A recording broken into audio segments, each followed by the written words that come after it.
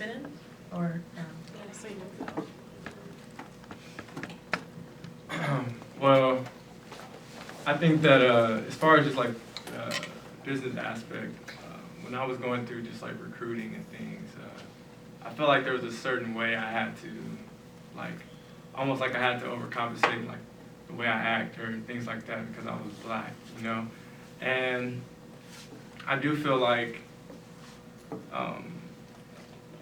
now, I don't care.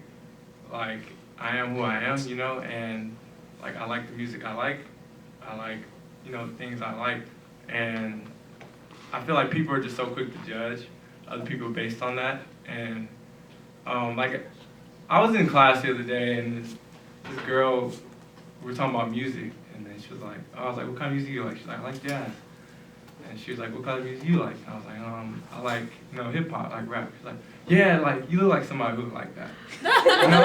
And like, but I didn't say anything, and I wasn't like, I wasn't even mad at her. I was just mad at like the world, you know, and the culture that we live in. No, because like that's what she's been taught to think, you know? And I didn't say anything, but then after, like I said, you know, I really like gospel. And she said, oh, you don't look like someone who likes gospel. Yeah, so. what do I look like? What do I look like? Yeah, exactly.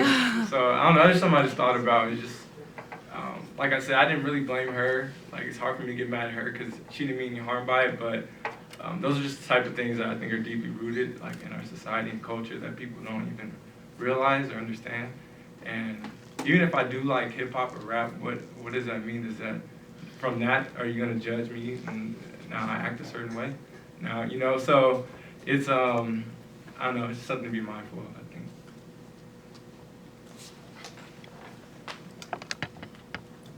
Anyone else?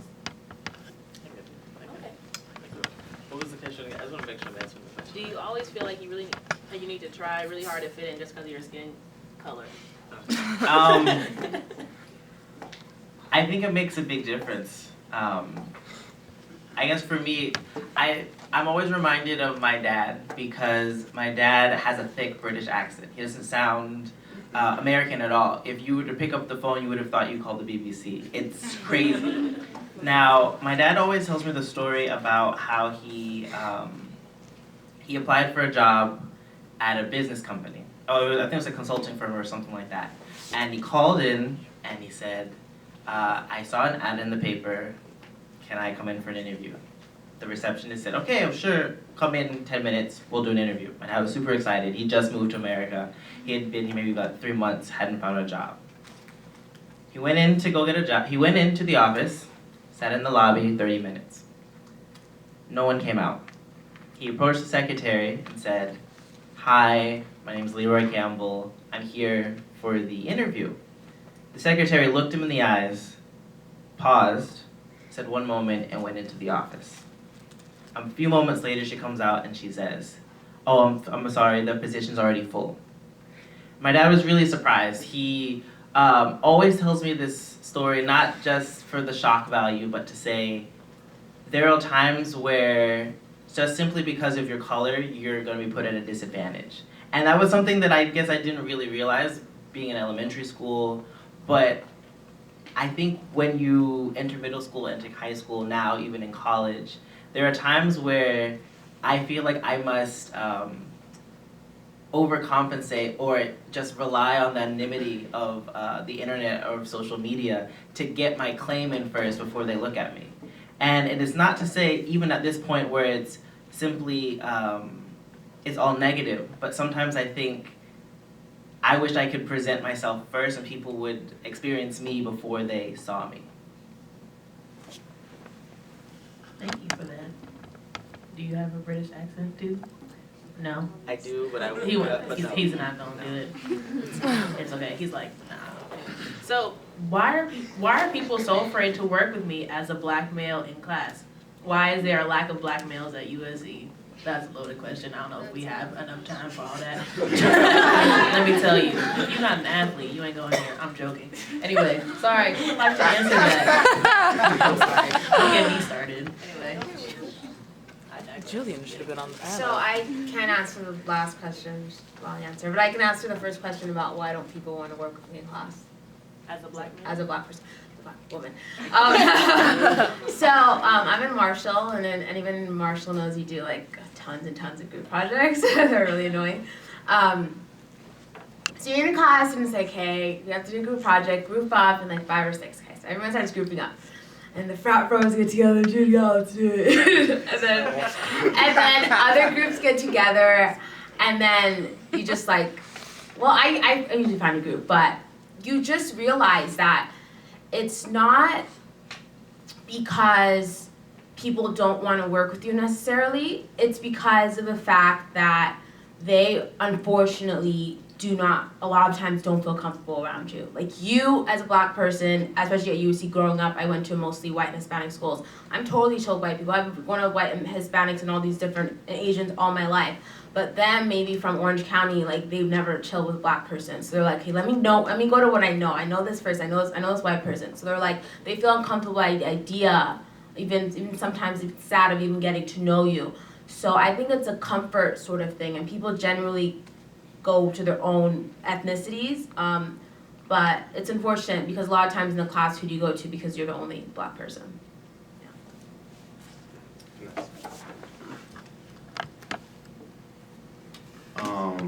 Kind of about the loaded question, why aren't there any black males on campus? This is a question I ask all the time, you know, because, you know, when I go into a classroom, there's 1 or 2 of me in an entire lecture hall like this, and there may be 4 or 5 black women. So yes, our numbers are low, but just overall, it's like, there's no other guys in here. You know, I'm used to that though. And I think it really does have to do with culture and how you were brought up, how you're raised, what we're shown in the media. I work down the street at a place called Home. It's basically a area where disadvantaged youths get to come after school and basically have extracurricular activities so they're not, you know, into drugs, like really. And the black boys especially, they'll come up to me from all ages, from like, you know, 1st grade to high school, will come up to me and they'll be like, you ball? I'm like, no, I don't ball. I'm like, hey, why don't you ball? I'm like, well,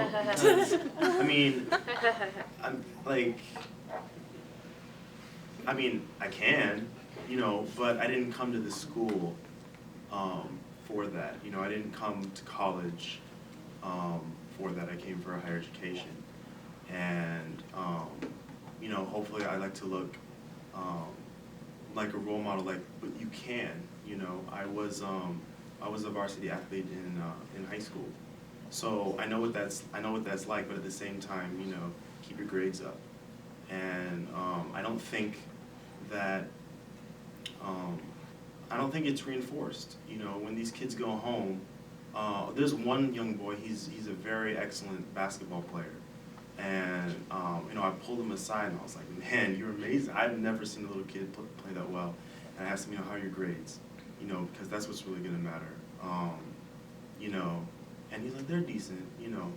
And his parents will reward him for, you know, the countless hours he's outside playing ball instead of the countless hours he's inside studying. And yes, you can get you can get paid to come for sports, but at the same time, I know Julian was joking, but at least the way I see it, for black males at this campus, if you're not an athlete, you're very far and few between where you stand. There was like 4, and then 3 of them are up here right now. Just Oh, of course, you better go ahead. I'll be really quick, but to that loaded question, and this is a fact, between UCLA and USC, both of them together only admit 300 African American students a year, an academic year. So the question is why there aren't a lot of black males. The question is like, how can we change that? Yeah, because a lot of it is in admissions. Because 300 between both campuses, that's ridiculous. An academic year, and that's post-grad, you know, master's, undergrad, all that together. So that's definitely just saying like where the problem is. Real quick, I gotta tap in on this. I've been real short, I promise. And I think what's really interesting for this question, why are there not a lot of black men at USC? I think it begs the question, so then where are they? It's not like there's just a shortage of black men in the world. And I think what was important to recognize is, why are the kids who are growing up in these neighborhoods around here, growing up in neighborhoods all around the country, not making it here? And I think someone once told me, because, well, I guess where I grew up, it was sort of a mix of middle and lower class. And we had a teacher who told us that just based on statistics, a lot of you won't make it to college. And that's kind of rough to hear when you're sitting in AP English, because you're thinking, I'm in AP English, I put in the work to get to college. But statistically, not all of us were going to make it.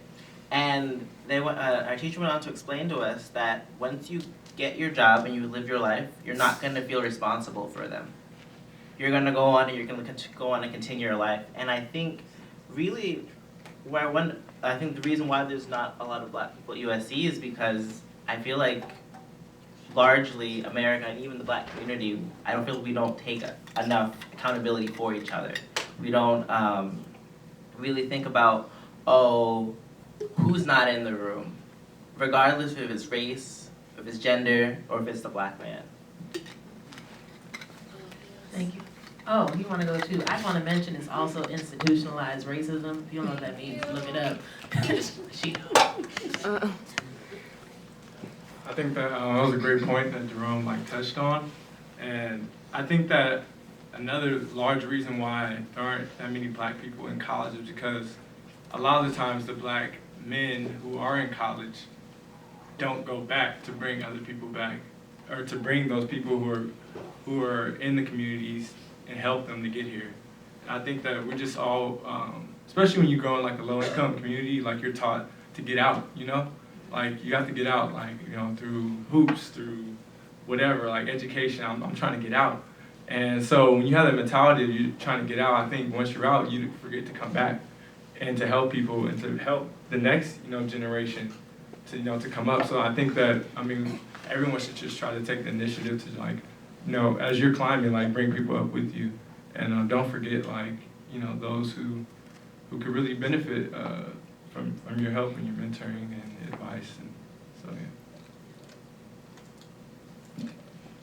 Those were some great answers, guys. I appreciate it. Anyway, so do black people, oh, y'all ain't ready for this one. Do black people feel profiled at USC by LAPD or DPS? Raven, you come up here and answer this too if you want. Let me tell you. Yeah, so y'all want to answer this? I'll say yes, but that's just me. Y'all want to answer that? You want to answer? Ray? Yes, yeah. Oh, you want to answer too? Oh, no. Sure. I'll pass it on to you. Oh, I'm sorry. Who's about to have a forum? Hi, my name is CJ. Okay. Hi, I don't need no microphone. Whatever. Sorry. Not time left. Hi, everyone. So my name is Raven. You don't know me. So in May 4th, I was one of the 6 people arrested. This lovely scar here is all LAPD. So yeah, I think black people in the community are profiled. I spoke personally with LAPD about their response to the whole situation and why they felt the need to send 79 police officers in SWAT gear to respond to a house party. And they basically said that they have to racially profile in order to do their job. Statistically speaking, when they look at the arrest rates and the conviction rates, they say, well, black people are the ones committing the crimes in the neighborhood, so we have to look at specifically black and Latino men and say oh, statistically they're more likely to commit a crime, so we have to look at them with a more weary eye. And they're basically admitting that they would approach them very differently than they would a white student or an Asian person walking in the neighborhood. And it's kind of that idea of stop and frisk.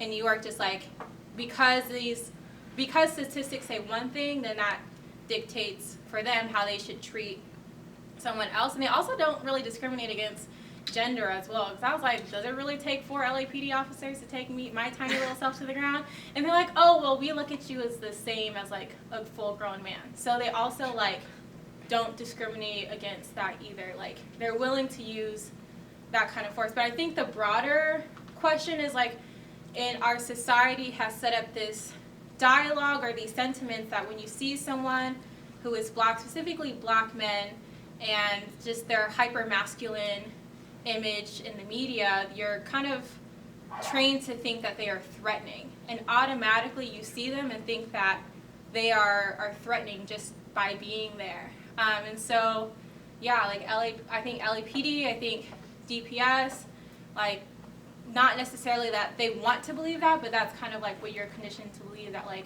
black men are inherently dangerous or statistically more likely to commit a crime. Like that's not necessarily true, because we all know it's not about who's committing the crime, it's who's getting caught, because there's plenty of people at USC who are like into super hardcore drugs and like doing all kinds of crazy stuff who will never be arrested ever. Like I've heard so many people talking about like rolling and like doing drugs and coke in whatever houses they live in, and you know statistically they're never ever going to get arrested, but like one random kid is going to like sell like dope 3 times and like bam, get picked up by like the cops. So yeah, Thank you. Thank you.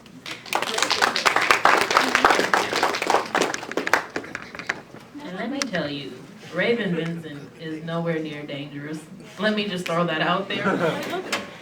She's so sweet. Anyway, so besides that, but y'all know what happened, like 79 LAPD officers, were all y'all here for that or nah?